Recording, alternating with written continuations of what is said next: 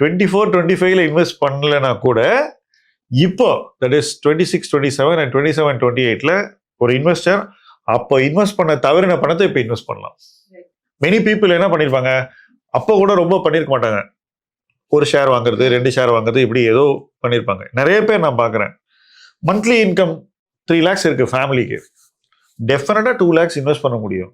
எவ்வளோ இன்வெஸ்ட் பண்ணியிருக்காங்கன்னு கிட்ட போய் பார்த்தா 20,000 பண்ணியிருக்காங்க. பாக்கி பணம் எங்கன்னா அது பேங்க்ல இருக்கு, அங்கே இருக்கு, இங்கே இருக்கு, ரேண்டம். ஸோ இந்த மாதிரி இருக்கிற இன்வெஸ்டர்ஸ்க்கெல்லாம் இந்த பீரியட் தட் இஸ் சைட்வேர்டு மார்க்கெட் நான் சொல்லுவேன், மேலேயும் போல கீழேயும் போல, ஆனால் பொறுமையை சோதிக்குது. இப்போ அந்த பேஷன்ஸை டெஸ்ட் பண்ணக்கூடிய மார்க்கெட்ல நிறைய பணத்தை இன்வெஸ்ட் பண்ணும். இதான் நான் லைஃப்ல கற்றுக்கிட்டது as an investor. So as an investor கற்றுக்கிட்டது தான் நான் இன்னைக்கு ப்ரொஃபஷனலாகவும் நான் சொல்கிறேன். ஒன்றும் வித்தியாசம் கிடையாது, இல்லை, இட்ஸ் நோ டிஃபரன்ஸ். என்ன ரீசன்னா, இன்னைக்கு இதை பண்ணால் தான் 2 years கழிச்சு சேர்த்து வச்சு அவங்களுக்கு ரிட்டர்ன் கிடைக்கும். மார்க்கெட் கீழே போக போக இன்வெஸ்டர் கண்டினியூஸாக இன்வெஸ்ட் பண்ணும் ஈக்விட்டியில்.